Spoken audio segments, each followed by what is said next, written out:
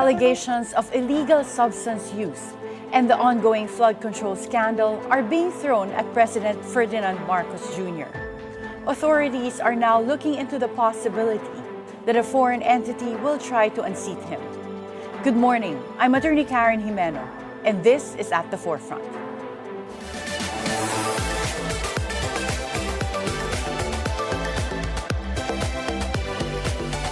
The Armed Forces of the Philippines is looking into the possibility that the two-day rally of the United People's Initiative at the People Power Monument in Quezon City was funded by a foreign entity.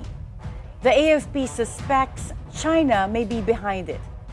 The Marcos administration has been under attack with allegations of illegal drug use by the president. Former lawmaker Zaldico also accuses Marcos of ordering the insertion of 100 billion pesos in the 2025 budget. But on Tuesday, Senate President pro tempore Panfilo Lacson said, although the insertion may be true, the 52 billion peso kickback went to resigned Education Undersecretary Trijiv Olayvar, who was supposedly working with Adrian Carlos Bersamin, the former Undersecretary at the Presidential Legislative Liaison Office of the Executive Secretary. To give us her insights on these developments, we have Dr. Clarita Carlos. She's a former National Security Advisor of President Bongbong Marcos. Good morning, Dr. Clarita. Hi, good morning, Karen. Let's start first with the AFP wanting to find out who funded the rally of the United People's Initiative at the EDSA People Power Monument. Speakers at that event allegedly called for the resignation of PBBM. What is your assessment of that? Are calls for a resignation of the president a national security threat? Well, first, your first question, I don't think we need a foreign element or any external element to push these kinds of activities, because already the level of outrage of people about what's happening around us is really so high already that you don't need any other push from external forces to make this happen. No, needed. I don't think that claim, that suspicion can be defended. Yeah. But in terms of calling for the resignation of the president or the protests that you've seen in the past 2 days in EDSA People Power Monument, we've seen the one in INC and daming pumuntang tao. Yeah. But for example, in the EDSA People Power Monument, there were signs calling for the resignation of the president. Is it part of what AFP should be doing to find out who are the people behind UPI or whether there's someone funding it? Just based on what we've seen, is that a serious threat? Yeah, they can always do that. But you know, I am a constitutionalist through and through. So Karen, if you want to oust the president, oust him through legitimate means. It's there in the Constitution. Oust him through impeachment process. There are 900 days now before the end of the term of President Bongbong Marcos. You know, what will you do? You want change from the streets again? You know, EDSA 1986, you change one oligarch with another oligarch. You replace Marcos with Cory Aquino and down the line. I mean, why are we doing this? So even if you change faces, I always ask them, what does the day after look like? Assuming for the sake that you have ousted the President of the Republic. What will the day after look like? Whoever takes his place, a military junta, Sara Duterte, the constitutional successor, will they be able to solve, the burgeoning problems we have? And I have listed them down in one of my posts in the social media. What are those problems that would be, for example, the fact that a foreign direct investment seems to be allergic to our shores in the meanwhile. Our increasing level of poverty, plus, perceived poverty, which is even a higher number. Many other issues which the present president is addressing. This is not a beef for the president, Karen. But because I've been there, and also as a political scientist, I know how complicated governing a country of 114 million people in a democratic setting. Everybody has its own views. Of course, it's provided under our own constitution. But if you have a cacophony of voices and you have cannons to the right and left of you, unless you are really so deeply involved in what you want to do for the next 900 days of your governance, then you will listen to this barking all around you. But I hope the President will have the resoluteness not to listen to them, just continue to do what he's doing, given all the limitations of our democracy, and the term with whatever legacies he wants to leave with us. But when you say continue what he's doing, are you satisfied with the way he's handling corruption in the Philippines? Yeah, handling this, establishing the ICI, that's one way to do it. Of course, there are many, many others. It's already in our laws. You're a lawyer, Karen, so you know it's already in our laws. But the fact that, you know, now The Hague is taking over what we should be doing in our courts already tells you what our limitations are. We don't need to spell that out. Okay. But I think the President, I saw him in the cabinet, and he's very hardworking. You know, sometimes our cabinet meetings last for like 4 hours, you know, 9 o'clock, and then sometimes hanggang 2 o'clock in the afternoon, andyan pa kami, no? Talagang, he really looks into the nitty-gritty of things, what's happening here and there, and yeah, I'm glad he already now is dismissing people who are just marching in place and who are not really advancing what they are supposed to be doing. Kasi the President is so, ang bait niya, and sana he should start kicking ass already, even for the last 900 days of his governance. We're in 3 years of his term. Do you think that merong point yung sinasabi ni Senator Amy Marcos na may mga nagsamantala around him, yung mga, at yun ang pinagkakitaan, pinagsamantalahan din ang pondo ng bayan?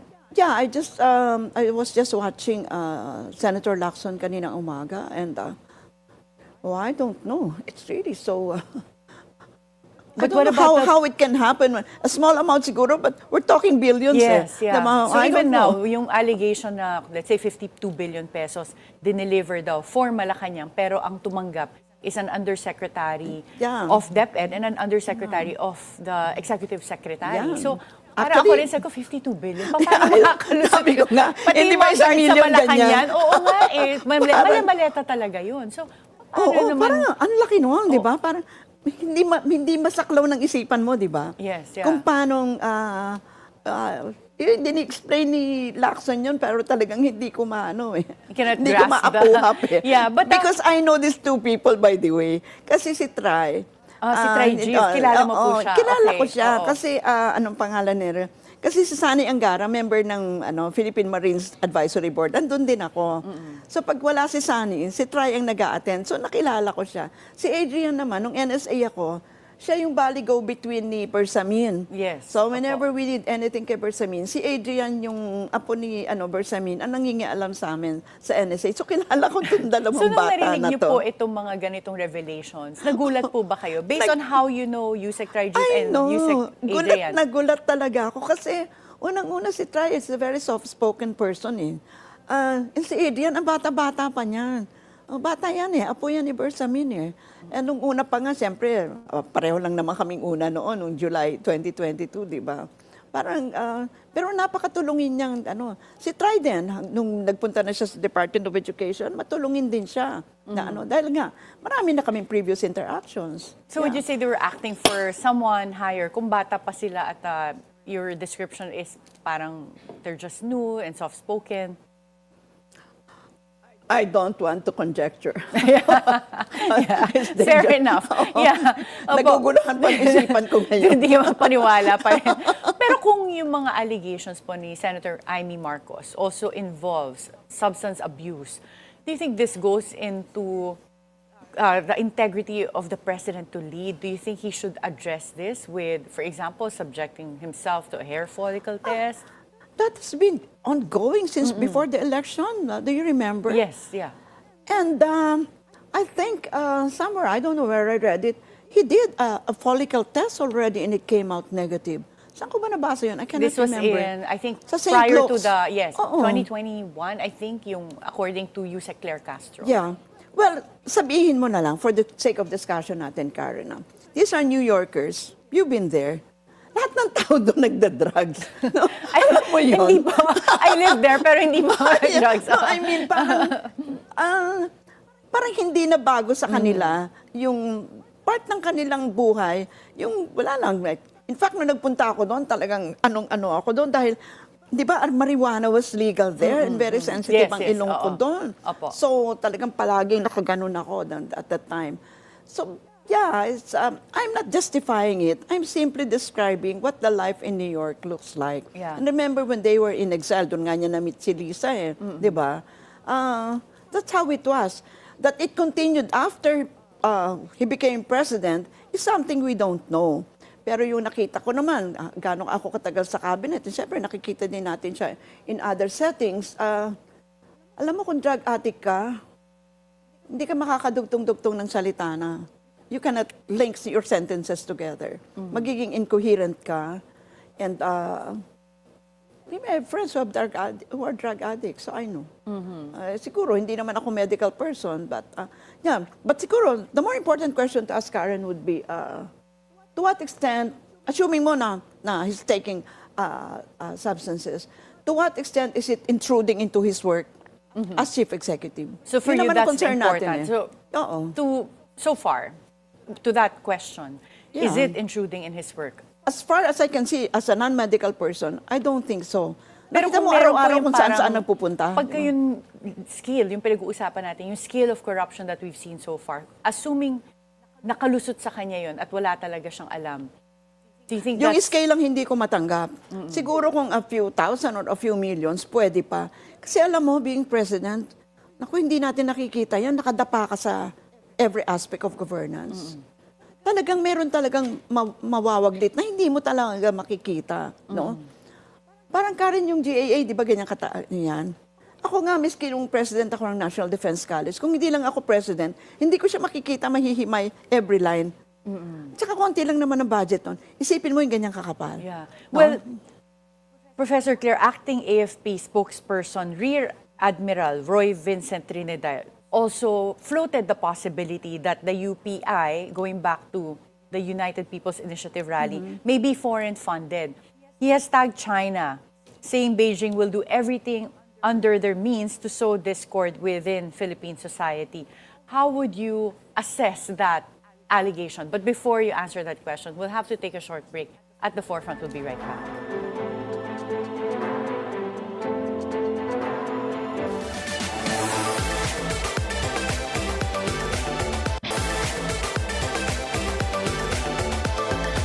Welcome back at the Forefront, and we continue our conversation with former National Security Advisor, Dr. Clarita Carlos. Dr. Clarita, acting AFP spokesperson Rear Admiral Roy Vincent Trinidad also floated the possibility that the United People's Initiative that held the two-day rally in EDSA is funded by a foreign entity. He has tagged China, saying Beijing will do everything under their means to sow discord with Philippine society. How would you assess that type of assertion? Oh yeah, that is just maybe just a conjecture on their part. But why is it that pag meron silang suspicion, and again, this is not a beef for China, China agad ang kanilang tinuturo, what about yung America, or what, ko, Russia, or whatever, no? At saka ngayon, with the fungibility of money, you can in fact extend your assistance in many, many forms, in many, many ways. And as I said earlier, you don't need any external forces to push these kinds of initiative. They'll come from the people, no? Minimenos nyo naman yung karapatan ng mga tao na talagang magsabi ng kanilang damdamin. And I doubt very much whether there is any external force for pushing these people to do what they're doing. No? Yeah, but how essential is it talaga for a foreign country to support an ouster of a sitting president? Kasi may iba naman na naririnig ko pagka nag-uusap, sabi nila, hindi mangyayari na matatanggal ang presidente sa pwesto kung walang support ng US. So parang they're always thinking na kailangan may support from outside an external governments. Source. Yeah. Maybe that's almost an exaggeration, no? To what extent external forces, whatever, who they are, can affect our local and national politics. Because there's we have our own dynamics of how our political life proceeds. And having been at it for a good part of, 6 decades, our own dynamics really, unless there is a willful permission for them to intrude, it will be very difficult. There's too many players, sir. There are too many moving parts. And therefore, if you want to, there's an array of people that you need to influence, if I may say so. But we don't even need these external forces. The local forces by themselves will bring about what is happening right now. So even that hypothesis cannot be confirmed, cannot be supported, if I may say so. Well, columnist Ramon Tulfo, who was just here a while ago, I saw him, in fact, nakita kami doon. He posted on social media that according to his source in the military, they said that they will never support a Sara Duterte presidency, citing her and her father's close ties with China. How rational is this statement? And I wonder paano siya nagka-source sa AFP. But do you think that this is a rational statement or may basihan ba to? Nakalagay pa dito, Sara is perceived by the AFP as unfit for the presidency because she's a cuckoo, baliw, according to a ranking military officer. Yeah, again, we have to question the assumptive frameworks of these people, whether military sila or civilian. Unang-una, walang kayong pakialam kung ano nangyayari sa civilian governance. Dahil alam nyo na kung ano yung nakalagay sa Constitution tungkol sa inyo. So, pabayaan nyo lang yung dynamics ng politics natin, sunurin natin. And wag tayong maging banana republic. Do not think of extra-constitutional means, no? Military junta or military-civilian junta. Sundin na lang po natin ang sinasabi ng Constitution. Gusto nyo yung i-oust ang Chief Executive, i-attempt nyo yan through the means na nasa Constitution. No? And by the way, Attorney Karen, merong ginawang pag-aaral, pagsasaliksik si Sam Sarkisian, a political scientist sa Harvard. Tinignan niya more than 74 ata, civilian and military-led countries. Alam mo, nakita niya, walang significant difference, statistical, between a civilian rule and a military rule. Kasi yung sinabi ko kanina yung problema ng civilian governance, pareho din ang palagay mo ba, mag-iiba yan ng military governance. Nag-iba ba ang bansa natin nung sinong pangalan nito? Si FBR ang naging presidente. Meaning, iba, significantly different. Diba? We can argue that. That can be another discussion. But yes, I rely on what Sam Sarkisian said and found in his research. Kasi yun, talagang malalim ang kanyang pagsasaliksik noon.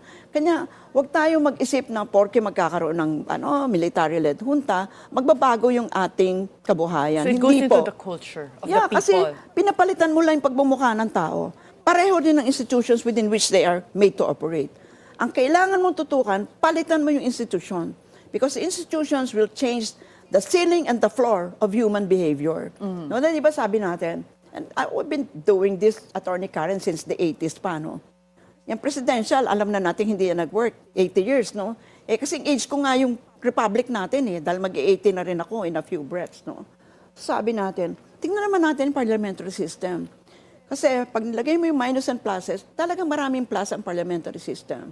Imbes na itong duduguin tenga mo sa impeachment process, bigyan mo lang siya ng vote of non-confidence, wala na siya. And many other things, di ba? Deputy Speaker Ronnie Puno has been mentioning again yung charter change. Do you think meron pang political capital tong administration na to push for charter change? Oh yes, we can. Despite all the, kasi baka merong suspicion on the president trying to extend his term. I mean, given all of the scandals that are cropping up. Walain na natin yung suspicion na yan. Palagi naman ng ganyan, Ayusin, ang Constitution will really be for the next generation. It will not be for this leadership. I like that a congressman, you're talking of Ronnie Puno? Yes. Oo, yung dating DLG secretary, no? We were his consultants noon when he was the LG secretary. And noon pa lang, ay talagang gusto na rin niyang balangkasin yung charter change, di ba? Yan dapat ang ayusin natin, Attorney Karen. Structural change will change behavior of people. That's the only way. Because I think I mentioned to you already in your previous interviews with me, to change you, it will take 3 generations. We're talking 90 years. Tagal nun. Yes. Oo. Palitan kita, ayusin ko lang yung struktura within which you are operating. And that means revising the 87 Constitution. Ano na siya? Siyam na yung draft na yan. Hindi ka na magkakalkal o magsasaliksik pa. So, siguro sa 2028, ballot, maglagay sila ng isang question doon. Do you want to revise the 87 Constitution? Yes or no? Tapos noon, either con us or whatever, initiative. So, probably 2028 is a good time to do this. Para isabay na sa election. 2028 is a good time. Yeah. It's a good time to do that. Isang question lang naman yun. Yeah. Gusto mong i-revise yung 87 Constitution? Yes or no lang yun. Dalawang punto lang yun. Diba? Yeah. And so, Dr. Clarita, going back to this question of military support, I think yun yung pinanggagalingan ng post ni Montulfo kasi may mga nag-iingay dati na magwi-withdraw na ng support ang military kay PBBM so that pwede nang palitan. Would you consider military support or lack of it as a decisive factor on whether a sitting president can be unseated? Yes. Of course, the military support is important because dalawa sila AFP and the PNP, they're the only ones authorized to use force. Diba? They're the only ones authorized to use legitimate force. But again, ano na yun the day after? Diba? Sabihin mo, napaalis ninyo si President Bongbong sa posisyon niya. Ano na ngayon? Diba? Kung sundan mo yung succession, diba Sara Duterte will sit. Diba? So Sara Duterte will be confronted with the same problems that is confronting the present president. And then, of course, she will govern for the next 900 years, 900 days of this administration, and 6 more. Unless within that period, we agree that we're going to revise our constitution, and therefore, alam mo yun yung mga nitty-gritty nun. Ang sinasabi ko, naghahanap tayo ng pagbabago. Meron pang pagbabago pag ginawa mo ito. Okay? Ngayon, ikaw, foreign investor ka. Ang gulo-gulo nitong Pilipinas. Lalagay ko ba ito yung salapi ko dito? Maraming consideration, hindi ba? So, again, I'm sure, Atty. Kani, maraming nagagalit sa position ko nito. Huwag po kayong magalit, no? Sumunod po tayo sa rule of law. Kung hindi po, ay magiging tayong parang banana republics ng elsewhere. Wag na natin banggitin yan. Na parang kada 2 linggo, ay pinapalitan niyo po ang inyong liderato. Di ba? Well, Professor Clarita, since we're already out of time, last question, kasi kagabi sa The Agenda ng Bilyonaryo News Channel, merong special report on yung history lang na nung nagkaroon ng mga change in leadership during the time of President Marcos Sr., merong acceptable na papalit, which was Cory Aquino. And then, with President Estrada, naging acceptable sa mga tao si Gloria Macapagal Arroyo. And now, parang yung question is Sara Duterte acceptable to replace PBBM? And parang sabi nga nila, mukhang dun yung kulang para magkaroon ng tipping point for people to call for a change in leadership. Yeah, but that key concept there is acceptable, no? I'm sure you don't only need to see the social media. We're so fragmented, no, many times over. And I don't know whether acceptable would be acceptable to who, no? So, pagtulungan na lang po natin yung presidente. Inelect po natin ang president for 6 years. Pabayaan niyo po siya mag-serve ng 6 years. Huwag po nating paiba-ibay tayo ng ating ng mga galaw kasi yung level of confidence ng mga ibang tao na gustong magbigay ng salapi sa atin, mag-invest dito, ay mabubuwag po yun. Kasi itong mga Pilipino ang gulo-gulo. No? Hindi sumusunod sa Constitution. Or yung rule of law. Hindi wala yung rule nakikitang of law. stability. Yeah. No, yung rule of law. Parang yun ngang, Atty. Karen, parang gusto ko yung justice, di ba, naka-blindfold siya? Actually, hindi siya naka-blindfold eh. Pagkakaibigan niya, kaaway niya, siyempre, ni-stare niya, magalit siya. Pero pag kaibigan niya, nagkikindat-kindat siya doon sa kaibigan niya, dapat ang ating justice, naka-blindfold talaga. Oo. Para meron laman yung rule of law. Kung hindi, ano ba yung katuturan nun? Diba? Okay. Thank you so much, Dr. Clarita Carlos, former National Security Advisor. Kulang pa po sa time. We hope to have you back here. Yeah. Thank you again, Atty. Karen. The Office of the Ombudsman has filed before the Sandigan Bayan on Tuesday the first batch of graft and malversation charges against former lawmaker Zaldico and several officials of the Public Works Department. This is in connection with the 289.4 million road dike projects in Oriental Mindoro Province. Will this somehow ease the pressure on Malacanang? Or will the public continue to demand punishment for those behind the flood control scandal? Join us again tomorrow for conversations on issues that matter. I'm Atty. Karen Jimeno. Always stay at the forefront.